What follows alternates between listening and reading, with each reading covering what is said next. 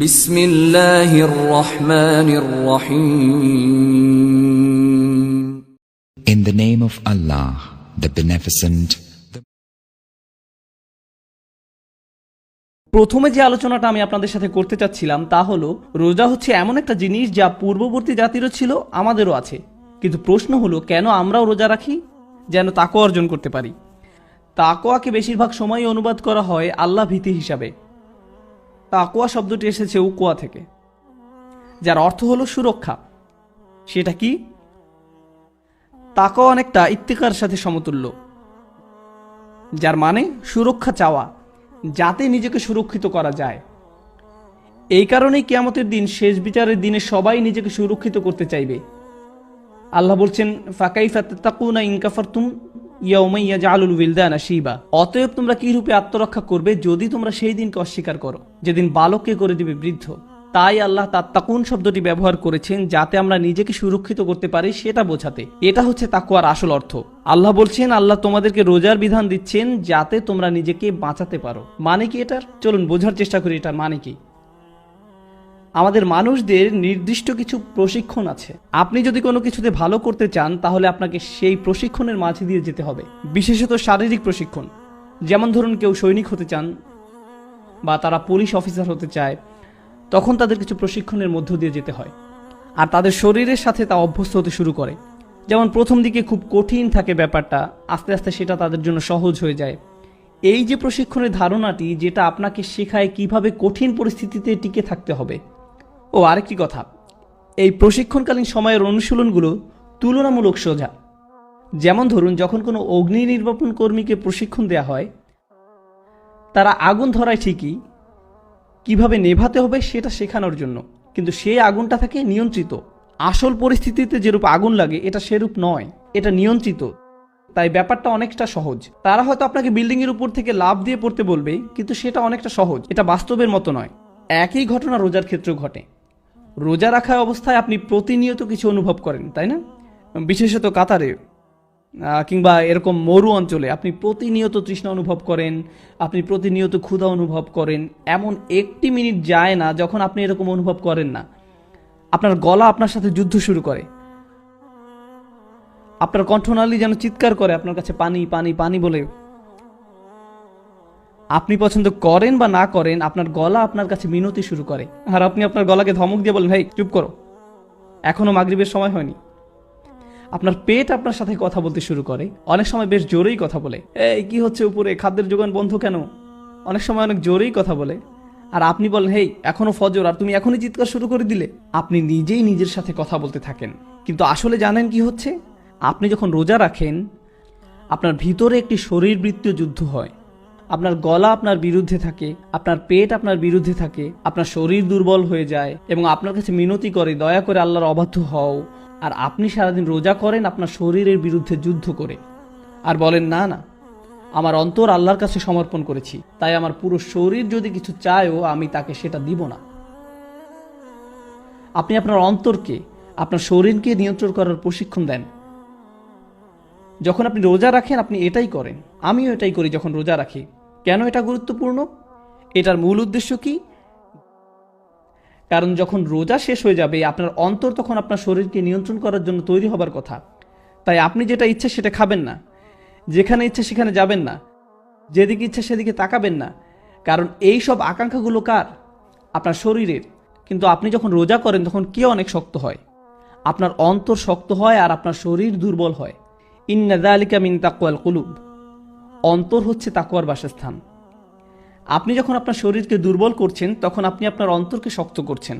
আপনি বিভিন্ন কাজ থেকে নিজেকে বিরত রাখতে শিখছেন। তাই আমার প্রিয় তরুণ প্রজন্ম, যদি আপনি রোজা রেখে বাসায় আছেন আর বসে বসে সিনেমা দেখছেন, তাহলে আপনি আসলে রোজা রাখছেন না।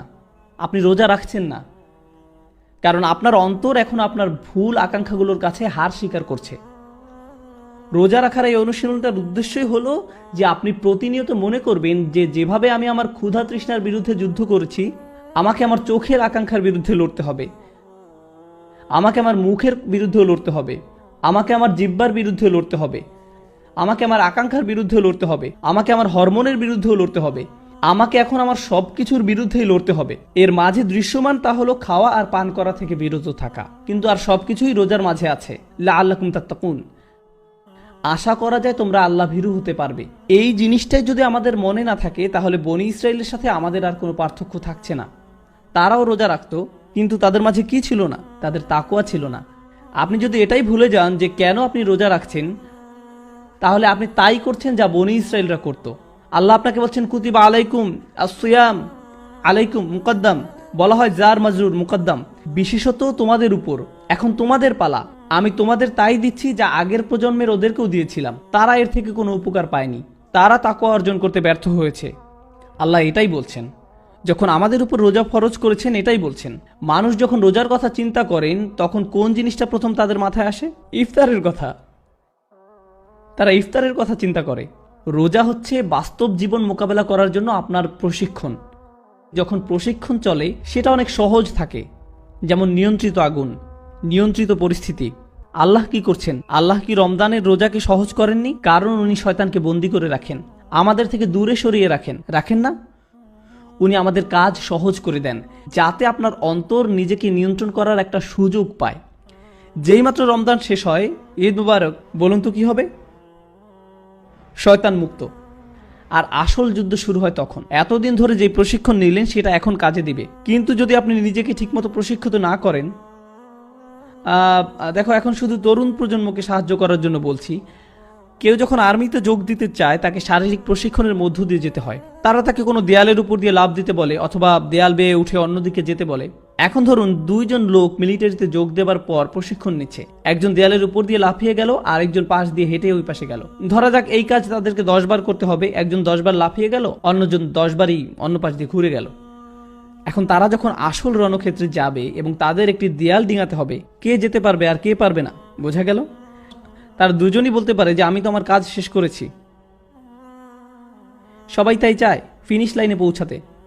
আপনিও রোজা রাখবেন, আপনার ভাইও রোজা রাখবে, কিন্তু আপনাদের দুজনের রোজা সমান হবে না, এক হবে না। যে ছেলেটি সত্যিই নিজেকে প্রশিক্ষিত করেছিল আর যে তা করেনি, তারা কি একই ফল পাবে? এখন চলুন সামনে আগাই। আল্লাহ বলছেন আইয়ামাম মাদুদাত, আইয়ামাম মাদুদাত, তার মানে অল্প কিছুদিন। জানেন এর মানে কি? যে আয়াতটি সম্পর্কে আলোচনা করলাম সেটা রমজানের আয়াত নয়, এখনো রমজানের কথা আসেনি। মাদুদাত শব্দটি দিয়ে বোঝায় জাম্মুকিল্লাহ, যার মানে হলো 10-এর নিচে। এর মানে 9 বা তারও কম। এর মানে এই আয়াতটি আগেকার যে রোজা ছিল সেটার কথা বলছে। রমজানের আগের রোজা, যেটা ইহুদিরা যেই দিন করতো সেই দিনই ছিল, অথবা হয়তো মাসের মাঝখানের 3টি দিন। এক কথায় অল্প কিছুদিন। আল্লাহ বলছেন আমি তোমাদের উপর রোজা ফরজ করেছি যেমন ফরজ করেছিলাম পূর্ববর্তী নবীদের উপর, মানে একদম তাদেরই মতন। আইয়ামাম মাদুদাত, ফামান কানা মিনকুম মারিদান আও আলা সাফারিন ফাইদ্দাতুম মিন আইয়ামিন উখর। তবে তোমাদের মধ্যে যে অসুস্থ হবে কিংবা সফরে থাকবে তাহলে অন্যান্য দিনে সংখ্যা পূরণ করে নেবে। ওয়া আলাল্লাযিনা ইউতিকুনাহু ফিদিয়াতু তুআমু মিসকিন, যদি তারা তা করতে না পারে কোনো গরিব লোককে খাওয়াবে।